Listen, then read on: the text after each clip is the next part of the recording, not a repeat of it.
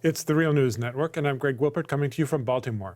During a town hall meeting on Tuesday, Canada's Prime Minister Justin Trudeau was given the opportunity to explain his position on opposing the Boycott, Sanctions and Divestment, or BDS, movement, which aims to pressure Israel to end its occupation of Palestinian territories and end discrimination against Palestinians more generally.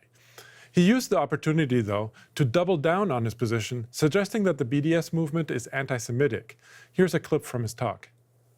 When you have movements like BDS that singles out Israel, that seeks to delegitimize and in some cases demonize, when you have students on campus dealing with things like Israel Apartheid Weeks that makes them fearful of actually attending campus events because of their religion in Canada, we have to recognize that there are things that aren't acceptable, not because of foreign policy concerns, but because of Canadian values. It's not right to discriminate or to make someone feel unsafe on campus because of their religion. And unfortunately, the BDS movement is often linked to those kinds of frames. So yes. Trudeau got a lot of attention last November already when he made similar comments while apologizing for Canada's role in the Holocaust. Trudeau's position on BDS, though, is part of a larger movement to demonize critics of Israel in Canada and around the world.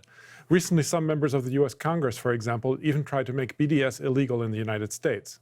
Joining me now to discuss Trudeau's latest statements on BDS is Ali Abunimah. He is an award-winning journalist and the co-founder of the website The Electronic Intifada. He is also the author of several books, including The Battle for Justice in Palestine. Thanks for joining us again, Ali. Thank you, Greg. So, first of all, what is your reaction to Trudeau's explanation for why he's opposed to BDS? And what is the significance of his position for the BDS movement in Canada? Well, it's not an exaggeration to say that what Justin Trudeau said about BDS was a pack of lies. His characterization of the BDS movement was entirely false and entirely in accord with Israeli government talking points, which falsely claim that the BDS movement is anti-Semitic. They deliberately conflate, Justin Trudeau and the Israeli government deliberately conflate Judaism and Israel, which is in itself an anti-Semitic move, in my view. And they never talk about the actual goals of the BDS movement. The BDS movement, boycott, divestment, sanctions, is modeled on the kind of pressure that was brought to bear on apartheid South Africa to help end injustices, racial discrimination and white supremacy in South Africa.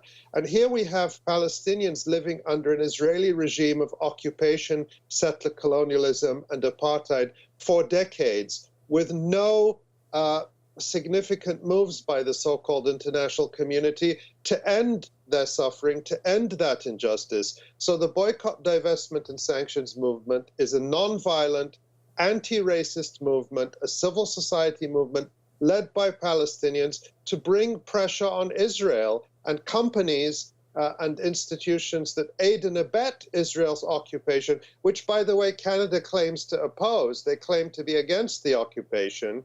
To bring pressure to make Israel accountable and to respect Palestinian rights.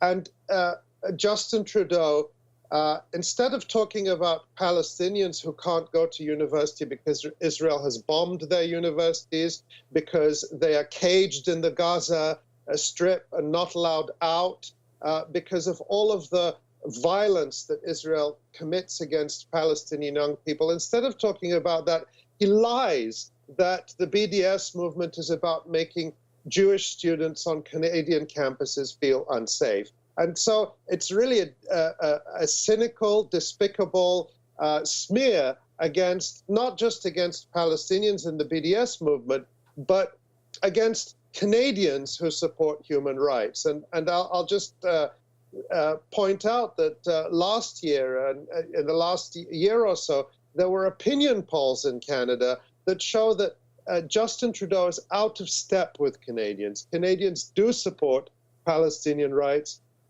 and they do largely support pressure to make Israel accountable, something his government staunchly opposes. Now, since last November, there have been a number of reactions to Trudeau's position on BDS when he first expressed them, with op-ed articles and open letters.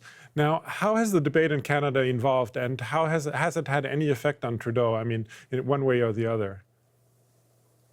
Well, I'll note that Trudeau is facing re-election in November, and Canada does have a very strong Israel lobby, a very active Israel lobby that has been very active in smearing and attacking Canadians, including politicians, journalists, and ordinary citizens who stand up for Palestinian rights. And Trudeau, as a canny politician, has always played to that Israel lobby. But yet, I think that in Canada, we've seen, I'll point out 2 years ago, I think it was in 2016 or 17, there was an effort to pass an anti-BDS law in Ontario, which failed. In fact, it was the only case I know of an anti-BDS law being voted down in a legislature. There are other examples of laws which never reached a vote because they were killed off in committee. But the Ontario Parliament actually voted down an anti-BDS law.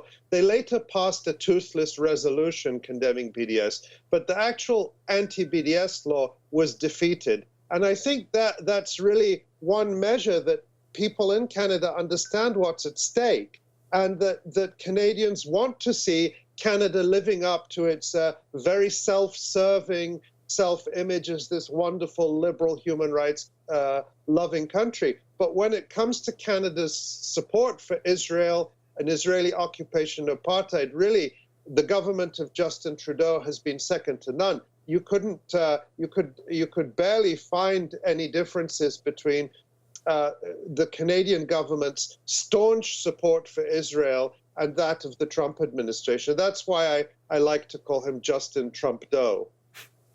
Well, actually, that was actually going to be my next question, is that, he has this image of being a liberal, but as with many liberals, he seems to be taking a very hawkish position on foreign policy and also in his support of Israel.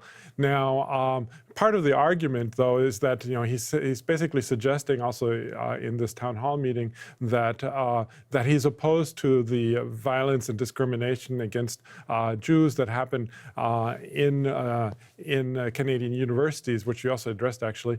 But even though the BDS movement is supposed to be nonviolent, but he won't say anything about Israel's violence against Palestinians. I mean, how does that square? And doesn't that seem like a huge contradiction? I mean, what do you think?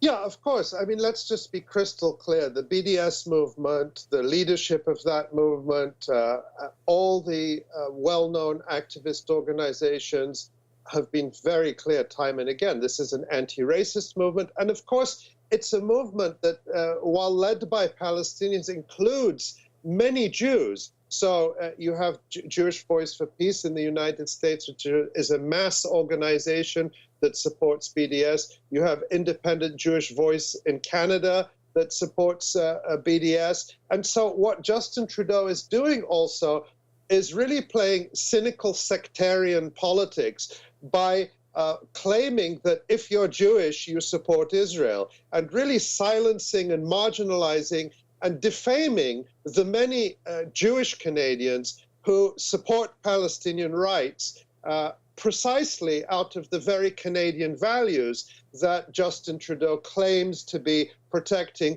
by attacking this nonviolent movement for human rights. Okay, well, we're going to leave it there for now, but I'm sure we'll come back to you very soon. I was speaking to Ali Abunimah, co-founder of the website The Electronic Intifada. Thanks again, Ali, for having joined us today. All right, thank you. And thank you for joining the Real News Network.